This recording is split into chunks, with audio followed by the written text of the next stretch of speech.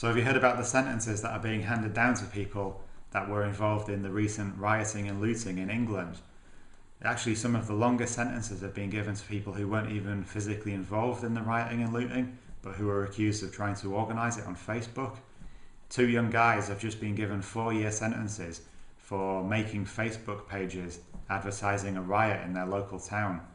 In one of the examples, it's not even entirely clear whether the guy was being serious or just making a joke. According to him, he set up the page, woke up the next day with a hangover, deleted the page, but that was enough to get him a 4-year jail term. And in the other example, a guy did a similar thing, set up a page trying to organise a riot in his local town. He turned up at the location he'd stated. Unfortunately for him, nobody else did, apart from the police, who promptly arrested him because they'd been monitoring this page. But 4 years is just excessive in my opinion. In fact, a leading criminal barrister has even called the sentences disproportionate and rather hysterical. You know, another guy, a 23-year-old student, was given a 6-month jail sentence for stealing a £3.50 crate of mineral water from a Lidl supermarket. He didn't have a criminal conviction, but you know, that's probably going to ruin his life now for stealing £3.50 worth of water, 6 months in jail. You know, I think that's excessive. And there's another point here as well about the fact that 2/3 of people who've been arrested for being involved in the riots and the looting are being held in custody, whereas according to 2010 statistics, 1 in 10 people who've been accused of a serious crime was actually let out on bail.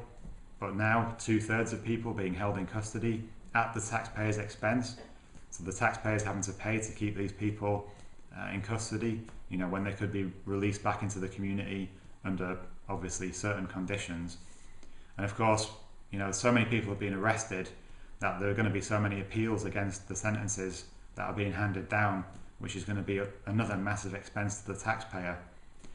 You know, there's been some crazy ideas as well about taking benefits away from people who were involved in these riots and lootings, and even kicking them out of council accommodation. I think these ideas, which have been supported even by David Cameron, are just insane.